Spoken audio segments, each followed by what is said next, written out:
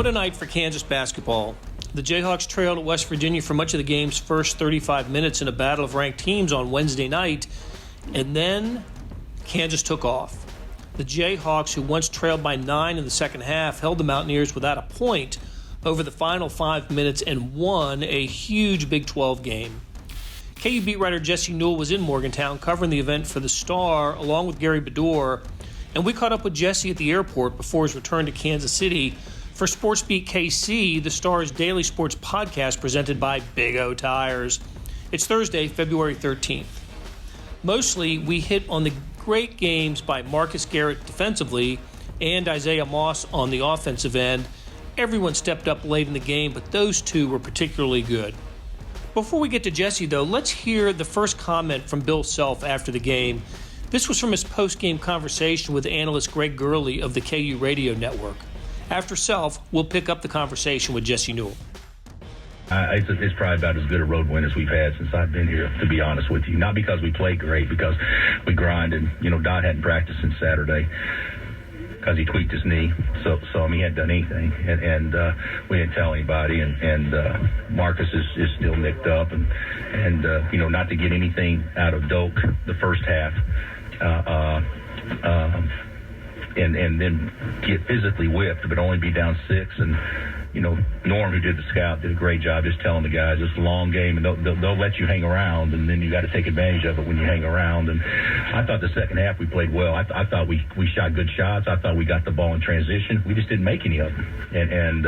But then Isaiah got on a roll and made a couple of huge ones, and Dot made a big one from out top, and then of course we didn't make free throws great, but we made enough down the stretch. But Ochai plays 38-39. Dot toughs it out, and we can't win the game without him. Doak was bad the first half, great the second half.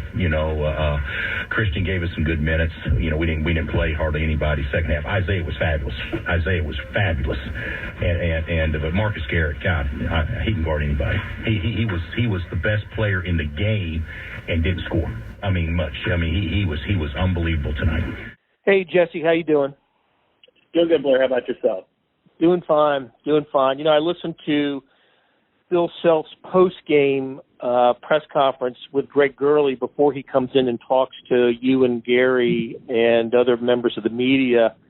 And right out of the gate, Bill called the win over West Virginia. He called it the best road win that he's had at Kansas. I think he was caught up in the moment, but it was a real gritty, gutted out win for the Jayhawks, who trailed by most of the first 35 minutes of the game, and then turned it on in the end. It was really, really impressive to see what Kansas did over the last 5 minutes, and it didn't happen. It happened a little bit because of the offense, with Moss's shooting and his getting to the free throw line, but it really, really was inspired by the defensive play of everybody, but especially Marcus Garrett.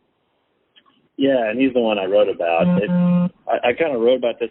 It's so difficult for guards in basketball to have this type of an impact. It's usually you're guarding somebody and you're switched on them, and it's really difficult to get steals. So typically the big men are the ones who win the awards because, hey, it's just your position. It's kind of like in football. If you're the quarterback, you touch the ball your possession. So, hey, you're going to be MVP because if you are a good player, your team is probably going to be good. We just saw that with Patrick Mahomes and the Chiefs. So for Marcus Garrett, over a 7-second stretch to have 4 steals, we're talking about I looked back since 2010. There's only been 10 instances where a KU player has had 10 steals or 5 steals in a game.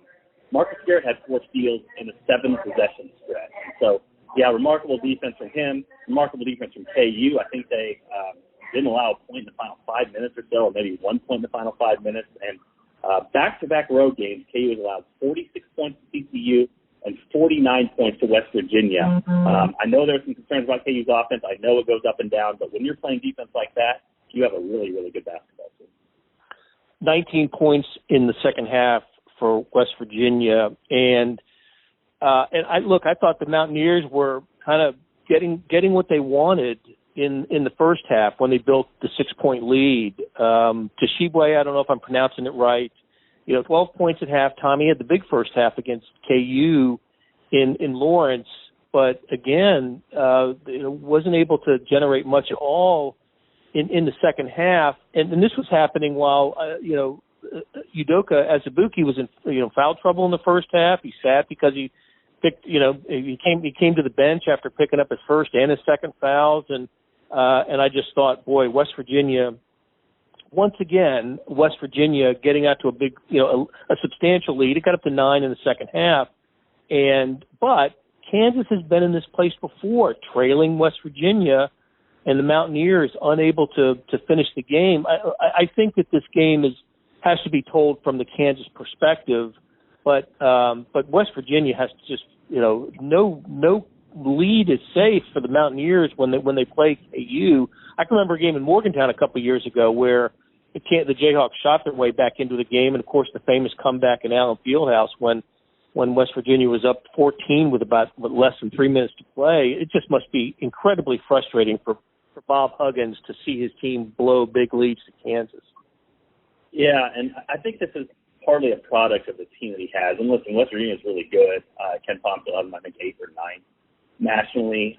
They're the second best defense in the nation. If you want to count Kansas as the best, just based off of the numbers that are out there, the efficiency numbers. But for West Virginia, they don't have a guy who like a Devon Dotson for Kansas, or even like Udoka Azubuike if you get it in the right spot. Like, their offense is really predicated on getting some sort of ugly shot up at the rim and rebounding it and putting that in, and then getting fouled when they get that offensive rebound. And so down the stretch, when KU really started rebounding and Udoka Azubuike really started to assert himself on the defensive glass and also as a rim protector, West Virginia sort of didn't have any options left. They don't have a guy that can break you down off the dribble. They don't have a three-point shooter that you can go to that you feel really good about those shots going in. And honestly, I think West Virginia early in the second half kind of shot a little bit over its head. They made a couple mid-range jumpers to stem a KU run. So we're talking about 19 second-half points for West Virginia, and I could even say, man, they probably made a couple shots in there that they don't normally make. So I think it kind of goes back to it depends on your perspective. For West Virginia, there are definitely some offensive problems that you look at for them, just saying, hey, if they don't get some sort of ugly shot off the glass and don't get the offensive rebound, what do you turn to? And the answer on Wednesday night was nothing. But for Kansas, it's also the fact that, hey, when you have switchable guards on the perimeter, when you have a rim protector in Udoka Azubuike, and when you have them focused in on rebounding and toughing it out like you did on Wednesday night, then you have a very dominant defensive basketball team. And like you said, Blair, it took a half in both games for Kansas to sort of come into that. But both second half, they played lights out and really overwhelmed West Virginia with their defense. How about the Isaiah Moss game? Really kind of quiet until that stretch in the second half. But when they needed some offense beyond, Dotson or Ochai, driving or look, Azubuike was not having one of his better offensive games. Isaiah Moss became the player that I think, and he's shown it before, but really was the player Kansas envisioned when they brought him in, the transfer from Iowa, with able to fill it up. I thought the corner three that gave Kansas the lead was a terrific play with Doak setting the screen and sort of the fade screen, and just he was the right guy at the free throw line as well. Talk about Moss's game a little bit. Well, yeah, I think the most important thing that happened on that play was Bill Self called from the bench. KU was tied. I think it was 49-49 at the time, or not 49, maybe 46-46 at the time, something like that, with 5 minutes to go. The most important thing is Bill Self called the play. I mean, look at this Kansas team. They have not been able to make threes consistently, and West Virginia was daring them to do that. I mean, West Virginia went under every single ball screen last night. And for those who, don't understand what that means, it basically means when Devon Dotson's coming around to pick and roll, that guy's just dropping in the lane and leaving him wide open up top. So, I mean, West Virginia, KU could have come down every single possession if it wanted to and shot a wide open three. And West Virginia would have been fine with that. And so for Kansas, I even tweeted this in the second half. I said, somebody has to have the courage to step up and take a wide open three. And the reason I made Isaiah Moss the hawk to rock in this game in the quick scout before the game, this is because I think he has the most confidence to do that. I think he's the guy that cares least about if he's made the last shot or not. And as you mentioned, the one in the corner that he made and the call that Bill Self made for him, he was off balance a little bit. He was kind of fading to the side, and he just drained it. And if KU gets those sorts of shots, it's crazy. it felt like KU was on fire from three. I mean, I almost wrote a story about how if KU makes threes like this, they might be unbeatable. And KU made 4 threes. They went 4 for 14. And so even just a little bit of offense, even just a little bit of a perimeter threat makes it so much easier on Devon Dotson and Udoka Azubuike and the rest of KU's offense. And again, they don't need much help with the defense that they're playing, but that's the sort of thing that can really turn this KU team up to another level and potentially make them the favorites for the national championship is if they get any sort of outside production from guys like Isaiah Moss, Christian Brown, and potentially a guy like Ochai Agbaji. How about Dotson? You know, he had the big three, right, from the top, and got to the basket, ended up leading him with 15 points. I thought I thought he had a great assist on another, I believe it was a Moss three in the second half, where he drove, stopped, and got the pass off to the wing in midair, and was able to basically control his body and not run into the West Virginia defender to get the ball to Moss, who knocked down the three. I've got the play-by-play here somewhere. I can't remember exactly where it was, but anyway, I thought Dotson ended up playing a really nice game, and look, certainly solidified his case as one of the best players in the Big 12. Yeah, it's so crazy about Devon. You didn't even mention, and you texted me this after the game with the postgame radio, that Devon got hurt against TCU. He hurt his right knee, and so we saw him getting training for it before the game. Weren't really sure if that was his hip or his knee. Now we know it was his knee, and Bill Self said that he didn't practice during the week. So for him to not have any preparation, basically, on-court preparation, and play 38 minutes for Kansas and gut it out in a win that they obviously really needed for the Big 12 race. I mean, it's just interesting to me because I feel like Devon Dotson, every single game, is not ever below a C level. Like he's a C, a B, or an A. He's never an F. And other guys around him sometimes have their F games, and other guys around him sometimes have their A games. But Devon just seems to be that steadying force that every single game he's going to deliver this nice baseline and potentially on a certain night can go and get out and get you a bunch of baskets as well, like he did against TCU, which is his quick first step and ability to get to the lane. So, yeah, I think Devon, really good game for him. And again, I don't think we can understate his toughness with this. He didn't make excuses afterwards. He didn't say he was affected by it, but I'm telling you, that ice wrap that was on his knee was about as big as you could make it. And for him to play 38 minutes when he didn't practice the week before, I think it just shows some toughness in there. He's not a guy that's going to really call it out, and he's not a guy that is going to rah-rah this thing or make it known that he's out there playing injured. But I think he's out there playing injured a lot of the time, and he just continues to give KU a great level of play game in and game out. It's been a big reason for this big win streak. And they've got starting Saturday 2 games in 48 hours with or in 3 days, 2 games in 3 days with Oklahoma at 11 a.m. on Saturday, Iowa State coming in on Monday night. All right, Justin, let's take a quick break, and when we come back, a couple other topics I wanted to hit you up with. Our biggest tire sale of the year happening now at Big O Tires. Buy 2 tires, get 2 free on select tires in stock. That's 2 tires free when you buy an alignment and tire protection package. That's 50% off tires at Big O Tires. It's going on now, but it all ends soon.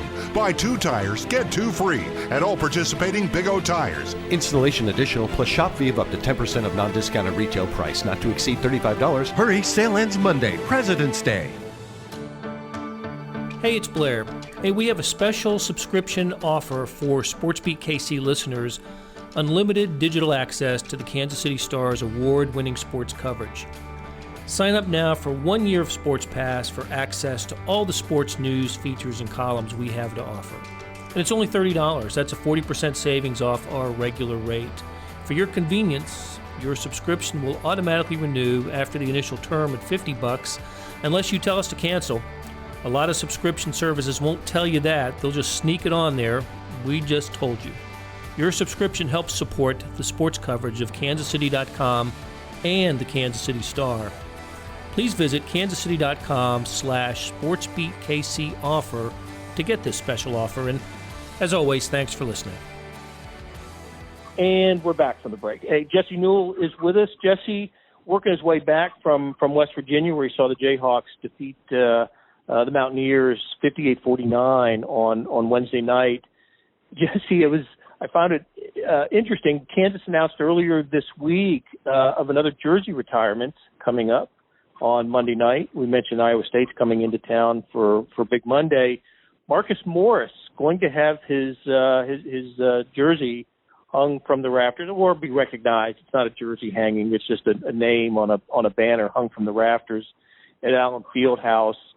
And what did you gauged the reaction to this? What was the reaction for Marcus Morris? He wasn't the first team All-America, and I've heard some people say that should be the criteria. But what was your take on Marcus Morris, the announcement of Marcus Morris having his jersey retired?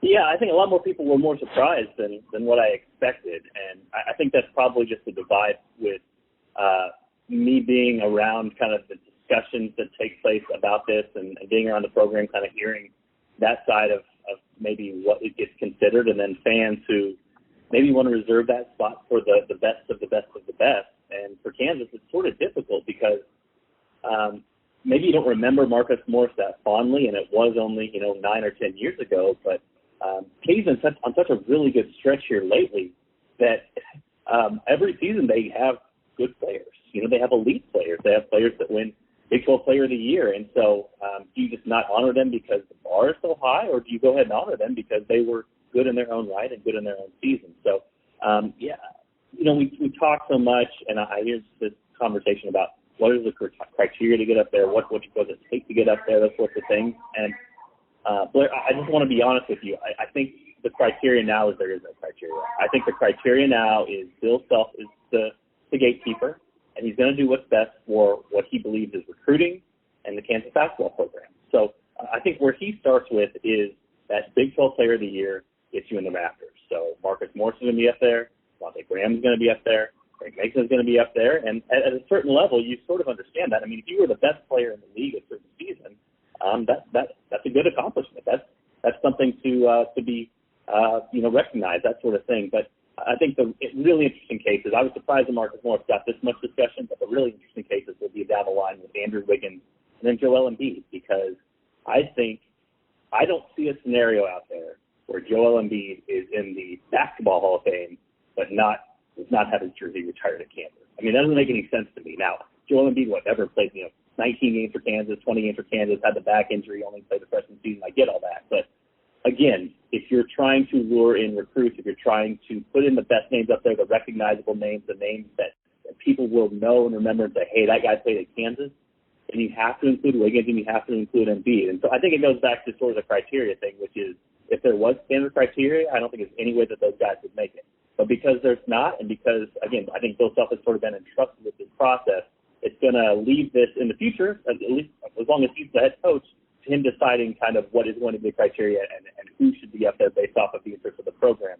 And like I said, that means Marcus Morris, because he was Big 12 Player of the Year. It potentially could mean some NBA players that are really good, like Andrew Wiggins and Joel Embiid, even if their playing days at Kansas might not warrant it. Well, boy, a lot there. You're absolutely right that this is a responsibility that the head coach should have, the majority, if not all, of the final say in something like this, especially if it's a long tenured coach who knows better than anyone what the contributions of that player was. We look at the sort of the cold hard facts of someone like Marcus Morris, who was the 2011 Big 12 Player of the Year, was not a first-team consensus All-America. I think he was second-team consensus All-America. Team did not get to a Final Four, but only Bill Self knows that just how much a player like Marcus Morris contributed to the program outside of some of the numbers and honors, and if he's a worthy recipient, I think, to Bill Self, then yes, that's the final word. The recruiting aspect to me is fascinating because that's never been, I shouldn't say never, but that's been an evolved criteria over the years. You didn't think about that maybe 20 years ago when you're trying to decide who should be honored that way. But I totally get why it's significant now, and that would explain players, the consideration of players like Andrew Wiggins and Joel Embiid, and there'll be others like that coming through the Kansas program. It's a big deal. Look, when Kansas honors a player like this, it's a great night. It's a big deal. It does not happen every year. at KU. It seems to, on an average, happen about every other or every third year, if I'm not mistaken. And for Kansas, it often happens during the NBA All-Star Week when a player can, pro player can get back to Lawrence, and if he didn't make the All-Star game, to have his jersey honored. So, look, Marcus Morris will get a great, arousing ovation in Allen Fieldhouse, and if whether or not he a fan thinks he deserves it, Bill Self thinks he does, and that's why it's happening. So, congratulations to Marcus Morris. Yeah, I think you hit on it, and I mean we can all disagree with the criteria. I don't think there's anything wrong with fans saying this guy should be in or shouldn't be in. I just think the reality of the matter is that Bill Self sees it as, if you're a Big 12 Player of the Year, you're in. And then he also kind of has this other sort of big picture thought, which is, what is the best thing for the program? And like I said, if Joel Embiid makes the Hall of Fame, the Basketball Hall of Fame, I just don't see a scenario where they keep him out of the rafters at Allen Fieldhouse because KU wants to be associated with someone great like that. Well, now that you've mentioned that, I'm going to have to look up. Kansas has a lot of players in the Naismith Memorial Hall of Fame. I'm going to have to look up now and see if there is someone who falls in. I don't think there is, but I'll have to look it up. So you've now given me a task for the afternoon, and Jesse, your task for the afternoon is to return to Kansas City and then Lawrence safely and brave the cold weather that we have here in Kansas City. And we will see you. We'll see you soon, and we'll have a lot to talk about next week when Kansas prepares to play at Waco a week from Saturday. I think the victory at Morgantown keeps alive. Certainly does keep alive KU's chances and hopes of getting of getting a share, at least a share, if not outright, the Big 12 championship. And it does seem to have evolved into a two-team race at this point. I think so. It should be a fun finish down the stretch, and like you said, that game in Waco, that'll go a long way. That'll be a fun one, and I'm just glad that it's not on ESPN. That's right. All right, Jesse, safe travels. Hey, thanks, Blair. Hey, man, thanks a lot, buddy. All right, yep, no problem. That'll do it for today. Thanks to producers Derek Donovan and Randy Mason for putting together today's show. Links to the stories about KU are in the show notes, and all of our college coverage can be found on kansascity.com. SportsBeat KC will be back on Friday. Hope you'll join us.